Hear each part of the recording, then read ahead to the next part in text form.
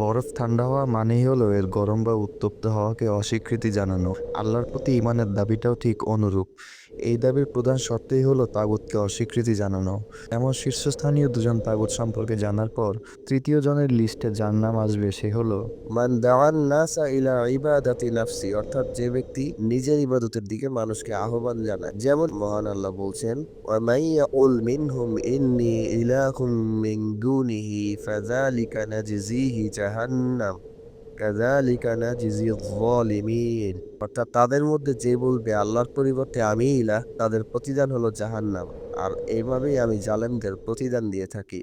ইবনু উসাইমিন রাহিমাহুল্লাহ বলেন, মান দাআন নাসা ইলা ইবাদাতি নাফসি ওয়া ইল্লাম ইয়াবুদুহু ফাইন্নাহু মিন রুউসিত তাওয়াগীতি সিওয়াউন আজিবা লিমা দাআ ইলাইহি আম লাম ইউজিব। যে মানুষকে নিজের ইবাদতের দিকে আহ্বান করবে তার ইবাদত করা না হলেও সে শীর্ষস্থানীয় তাগুতদের একজন।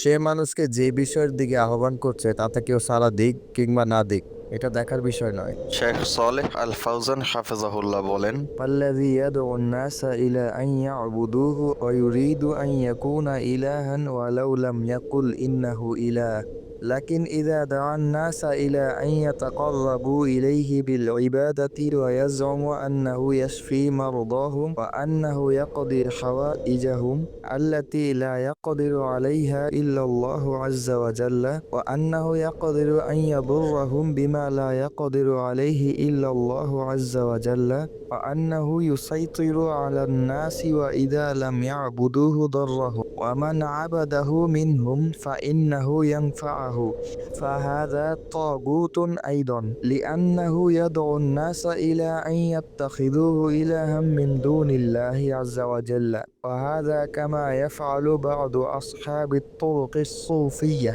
যখন কেউ নিজের ইবাদতের দিকে অন্যকে আহ্বান জানায় সে মুখে নিজেকে ইলাহ না বললেও সে তার এই কর্মের মাধ্যমে নিজেকে ইলাহ হিসেবে দাবি করে। তার কাজের ধরনগুলো মূলত এমন যে সে মানুষকে তার নিকটবর্তী হতে বলে ইবাদতমূলক কাজের মাধ্যমে আর দাবি করে রোগ মুক্তি দেওয়ার কিংবা তাদের প্রয়োজন পূরণের, অথচ মহান আল্লাহ ছাড়া কারো এগুলো করার ক্ষমতা নেই। আর সে এইভাবে তাদের ক্ষতি করার ক্ষমতা রাখে বলে দাবি করে, অথচ এমন ক্ষমতা মহান আল্লাহ ছাড়া কারো নেই।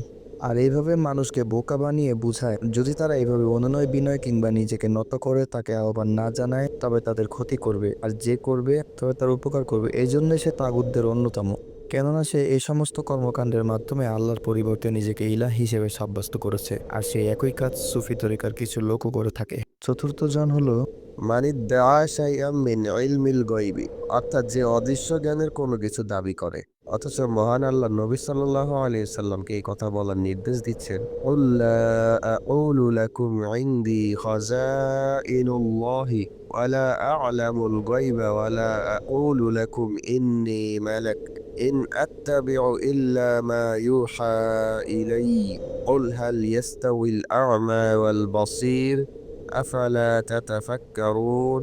অর্থাৎ বলো হে নবী, আমি তোমাদের এই কথা বলি না যে আমার নিকট আল্লাহর ধনভাণ্ডার রয়েছে, আর এও জেনে রাখো আমি গায়েবের জ্ঞান রাখি না। আর আমি তোমাদের এও বলি না যে আমি ফেরেশতা, আমি তো কেবল তারই অনুসরণ করি যে আমার প্রতি ওহী করা হয়। বলো, অন্ধ ও দেখতে পাওয়া ব্যক্তি কি সমান? তোমরা কি চিন্তা করবে না? মহান আল্লাহ আরো বলেন, قُل لَّا يَعْلَمُ مَن فِي السَّمَاوَاتِ وَالْأَرْضِ الْغَيْبَ إِلَّا اللَّهُ وَمَا يَشْعُرُونَ أَيَّانَ يُبْعَثُونَ। অর্থাৎ বলো হে নবী, কেবল আল্লাহ ছাড়া আসমান ও জমিনের কোনো কিছু ইলমে গায়ব বা অদৃশ্যের জ্ঞান রাখে না, আর তাদেরকে কখন পুনরুত্থিত করা হবে সেটি তারা অনুভব করে না। শেখ সালেহ আল ফাউজান হাফেজাহুল্লাহ বলেন, فمن ادعى أنه يعلم الغيب فهو طاغوت لأن الغيب لا يعلمه إلا الله سبحانه। অর্থাৎ এই অদৃশ্য জ্ঞান কিংবা ইলমে গায়বের দাবিকর্তা মূলত তাগুত, কেননা ইলমে গায়ব বা অদৃশ্যের জ্ঞান কেবলই মহান আল্লাহর অধীনে, অন্য কারো নয়। সুবহানাকাল্লাহুম্মা বিহামদিকা আশহাদু আল্লা ইলাহা ইল্লা আনতা আস্তাগফিরুকা ওয়া আতুবু ইলাইক।